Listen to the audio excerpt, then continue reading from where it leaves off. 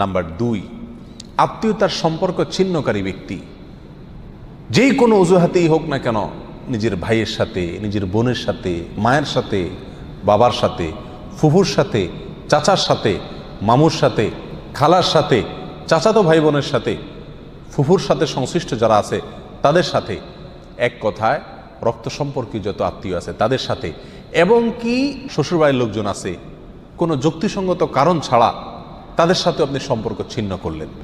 আত্মীয়র সাথে সম্পর্ক যে ব্যক্তি ছিন্ন করে এই ব্যক্তির জন্য জান্নাতে প্রবেশের সুযোগ নাই। নবী আলাইহিস সালাম বলেছেন, লা ইয়াদখুলুল জান্নাতা কাতি'। যে ব্যক্তি আত্মীয়তার সম্পর্ককে ছিন্ন করে ফেলে, কোনো সম্পর্ক রাখে না, কথাবার্তা বন্ধ করে দেয়, উঠা বসা বন্ধ করে দেয়, এই ব্যক্তি জান্নাতে প্রবেশ করবে না। আপনার জান্নাতে যাওয়ার স্বার্থেই আপনাকে রক্ত সম্পর্ক আত্মীয়দের সাথে কি করতে হবে? সম্পর্কটাকে রক্ষা করে রাখতে হবে।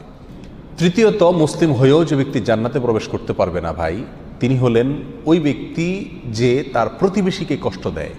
পাশের জমিনওয়ালার আইল ঠেলাঠেলি করে, পাশের বাড়ির লোকের ছাদের উপরে ময়লা ফেলে, জোরে সাউন্ড দিয়ে গান শুনে পাশের